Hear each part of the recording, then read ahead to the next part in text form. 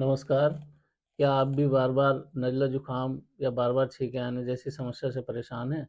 यदि हैं, तो आपके लिए एक छोटा-सा घरेलू उपाय, जिसे मैंने बहुत से लोगों पे आज़माया है, आप भी उसका प्रयोग कर लाभ ले सकते हैं। जिसमें 5 काली मिर्च, 3 बतासे, 1 छोटा टुकड़ा दालचीनी का, 1 कप पानी में उबालेंगे, आधा कप रहने पे चाय की तरह सिप-सिप करके पी लेंगे। बस कुछ ही दिनों के नियमित प्रयोग से आप इस समस्या से निजात पा जाएँगे। यह वीडियो उन मित्रों को अवश्य शेयर करें जो इस समस्या से परेशान हैं। अन्य ऐसी यूज़फुल होम रेमेडी टिप्स के लिए आप मुझे फॉलो कर सकते हैं।